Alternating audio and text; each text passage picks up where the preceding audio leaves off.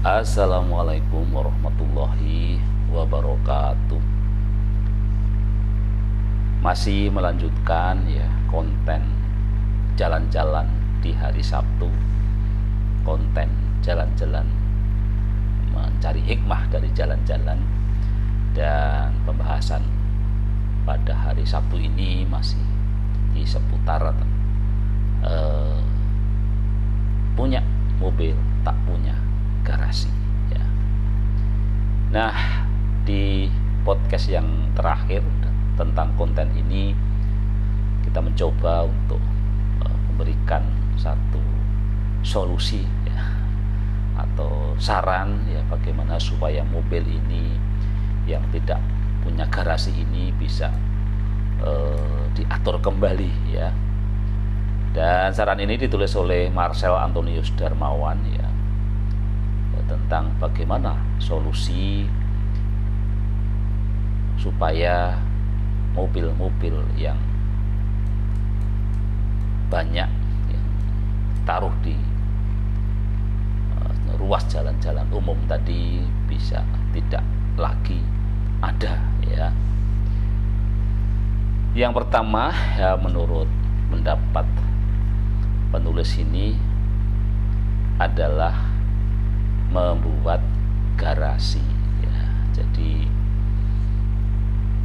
kalau nggak punya garasi ya dibuat saja garasinya. Ini kan solusi yang paling mudah ya. Hal penting sebelum membeli mobil adalah menyiapkan garasinya terlebih dahulu ya.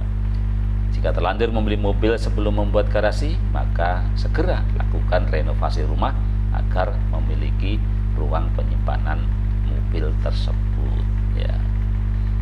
Jadi ya itu solusi yang paling jitu ya itu ya. Tetapi kan kadang-kadang orang banyak pertimbangan gitu ya, apalagi lahannya sempit, kemudian ya tadi dana beli mobil ada, tetapi dana untuk membuat garasi seringkali dianggap belum sesuatu yang penting gitu ya. Makanya harus diatur undang-undang tadi ya. Kalau mau tertib betul-betul undang-undang dan penegakan undang-undangnya juga harus jelas. Tetapi ya itulah solusi yang terbaiknya sebenarnya kan situ ya. Kemudian yang kedua, solusi yang kedua adalah sewa lahan parkir ya. Solusi tidak punya lahan parkir dapat menyewa lahan sekitar rumah, biasanya di lingkungan perumahan yang padat. Tersedia lahan parkir yang disewakan ya. Biaya sewa beragam ya, umumnya mulai dari 350.000 per bulan ya. 350 rupiah per bulan atau 350.000 ini ya. Jadi ya intinya harus ada sewa, harus ada lahan parkir ya, terutama di komplek-komplek perumahan ya.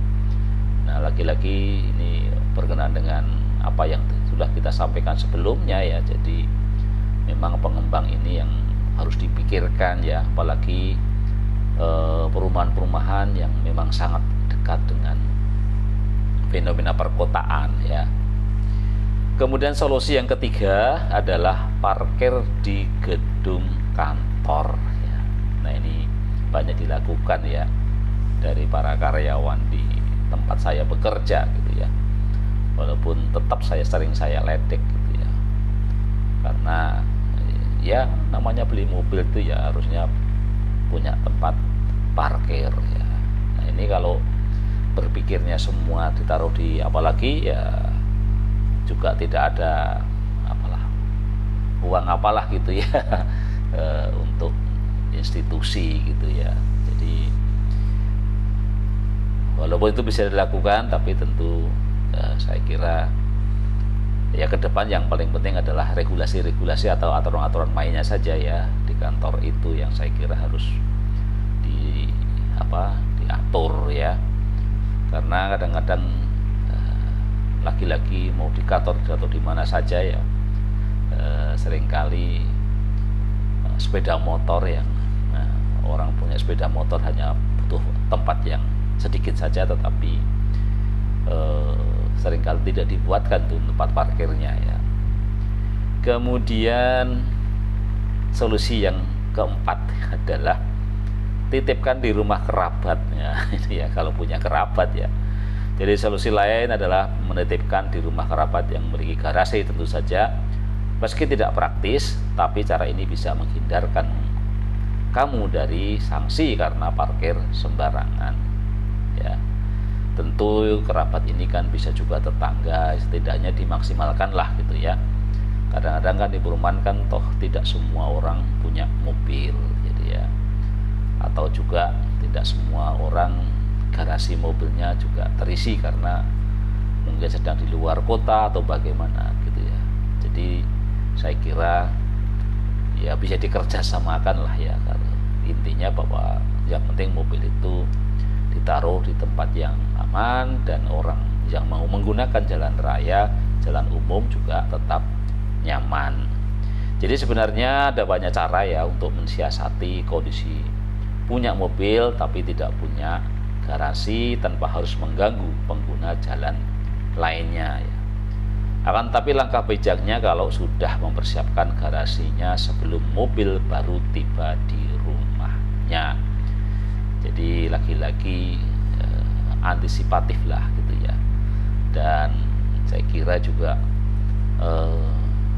diperhitungkan dulu lah ketika kita mau mempunyai mobil ya.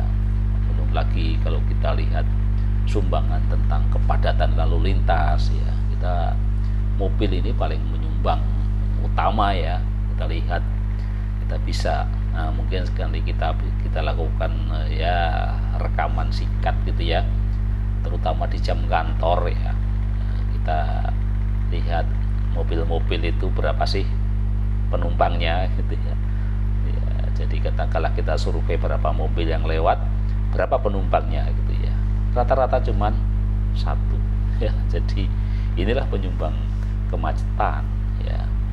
Jadi sekarang sudah demikian mudah, banyak transportasi umum ya, entah itu Gojek, entah itu Gokar, entah itu Grabcar ya, nanti ada sponsor gitu ya. Jadi banyak solusi ya sebenarnya yang bisa kita lakukan tanpa harus menunggu undang-undang ya. Yang paling penting sebenarnya kan terus kita latih sensitivitas kita ya terhadap lingkungan di sekitar kita. Jangan jadi orang yang cuek ya, cuek-cuek bebek gitu ya. Jadi saya seringkali agak tegas juga ketika mengatakan hal seperti ini ya. Jadi inilah orang kaya tapi sombong kan gitu ya, atau orang kaya tapi miskin ya kayak gini ini ya. Jadi nggak tahu pertimbangannya apa, kok beli, belum tidak punya garasi kok beli mobil ya. Sudah punya satu mobilnya nambah dua tapi garasinya hanya cukup satu, kadang nambah tiga gitu ya. Jadi kadang-kadang ketika kita mengatakan mengurangi hak orang lain ya, kadang-kadang orang tersinggung gitu ya. Baik, demikian podcast terakhir tentang bagaimana fenomena di masyarakat ya, banyak orang yang punya mobil tapi tak punya garasi ya, punya mobil 5, garasi hanya muat 2, punya mobil 2, garasi hanya muat 1, punya mobil 1 ya, garasi dibiarkan kosong karena untuk keperluan yang lain. Sepanjang jalan itu bisa dijadikan parkir. Ini yang paling parah ya. Punya garasinya punya ya, mobilnya juga cuma 1 gitu ya. Tapi nggak tahu lah orang kadang-kadang kok ya diparkir di jalan umum. Demikian, kita ketemu Sabtu yang akan datang dengan membahas jalan-jalan mencari hikmah gitu ya, setiap hari Sabtu. Sekian, wassalamualaikum warahmatullahi wabarakatuh.